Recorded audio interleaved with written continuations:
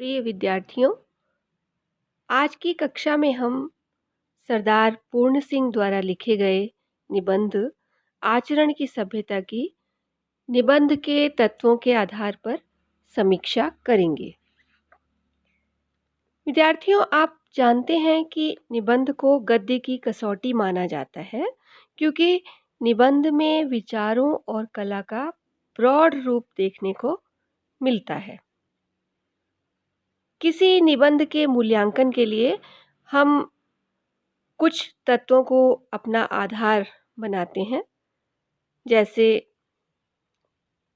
पहला तत्व है वैयक्तिकता, दूसरा एक सूत्रात्मकता, तीसरा रोचकता, चौथा विचारात्मकता, पांचवा गद्यमयता, छठा संक्षिप्तता और सातवां है कलात्मकता। आचरण की सभ्यता निबंध सरदार पूर्ण सिंह द्वारा लिखा गया है। इसमें आप पढ़ चुके हैं कि आचरण को केंद्र में रखकर शक्ति को समाज के प्रति कर्तव्य की सीख दी गई है। इसे हम निबंधों के तत्वों के आधार पर इस तरह से इसका मूल्यांकन कर सकते हैं। पहला बिंदु है वैयक्तिकता। वैयक्तिकता निबंध का प्रमुख गुण है। निबंधकार जब भी निबंध लिखता है तो उसका व्यक्तित्व प्रत्यक्ष या अप्रत्यक्ष किसी भी रूप में निबंध में दिखाई पड़ ही जाता है। इसलिए जो निबंध होता है वह किसी भी निबंधकार की पहचान भी बन जाता है। यह निबंध आचरण की सभ्यता सरदार पूर्ण सिंह का निबंध, इसमें उनका अध्यापकीय व्यक्तित्व देखा जा सकता है, क्योंकि पूर्ण सिंह एक अध्यापक थे और इस निबंध में उन्होंने एक अध्यापक की भांति सीख दी है। जैसे कोई अध्यापक अपने विद्यार्थियों को सिखाता है, शिक्षा देता है, वैसे ही इस निबंध में सरदार पूर्ण सिंह ने हमें सीख दी है। उनके अध्यापक के व्यक्तित्व की झलक इसमें दिखाई देती है।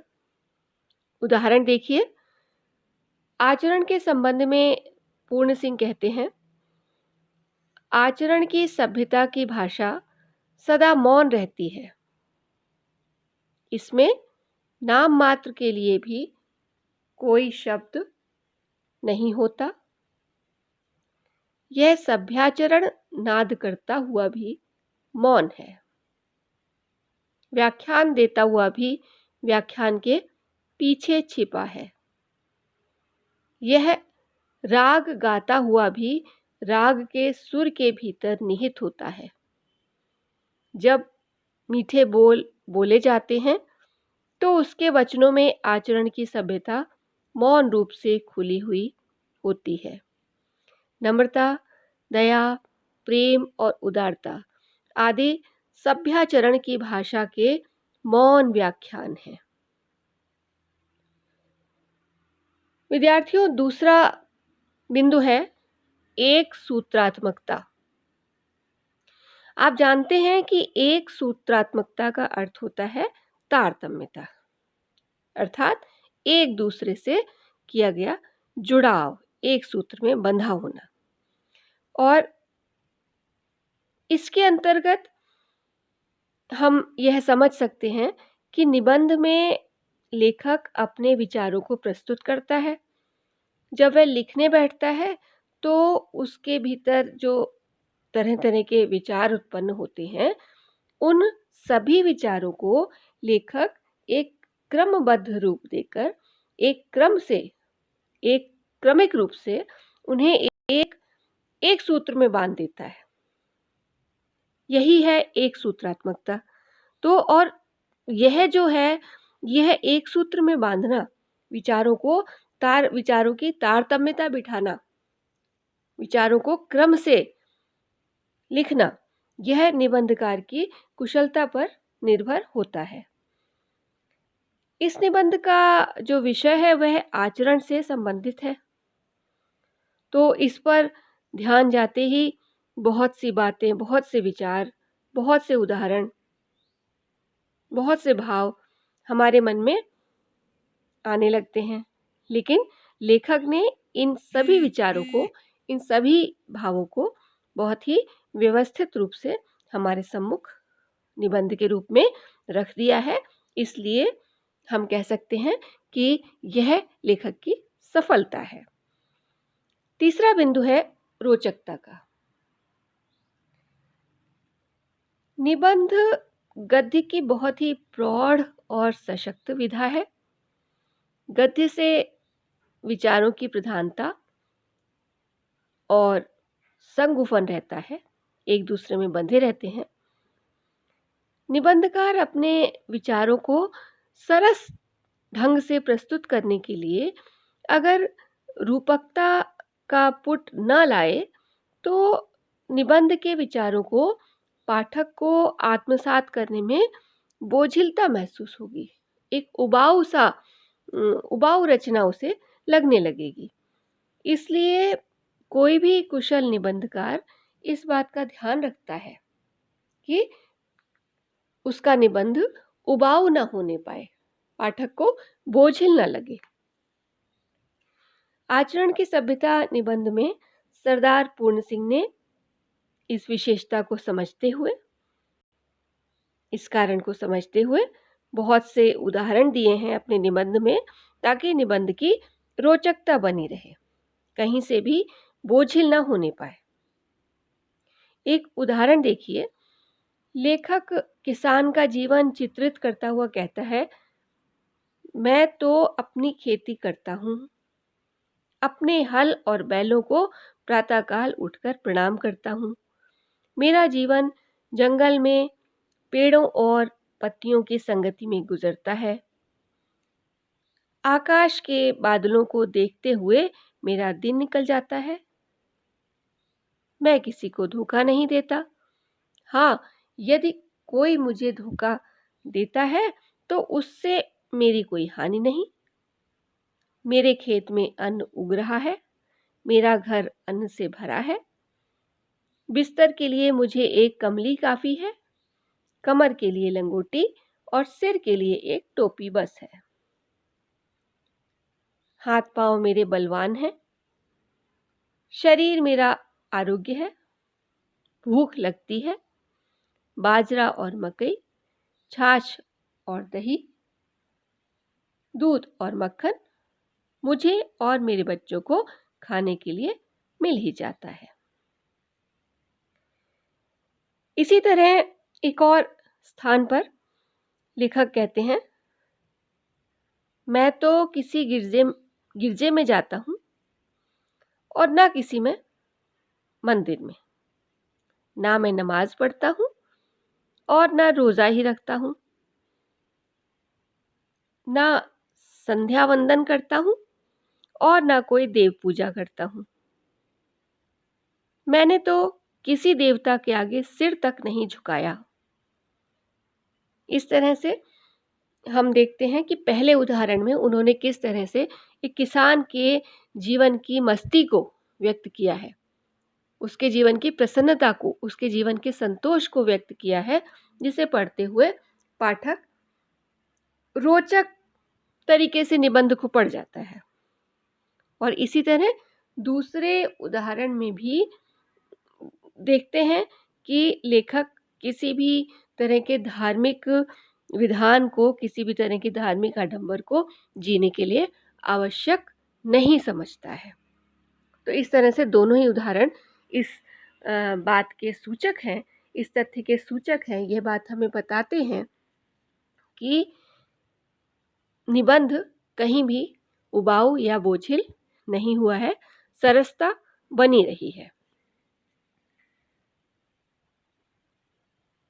अगला बिंदु है विचारात्मकता।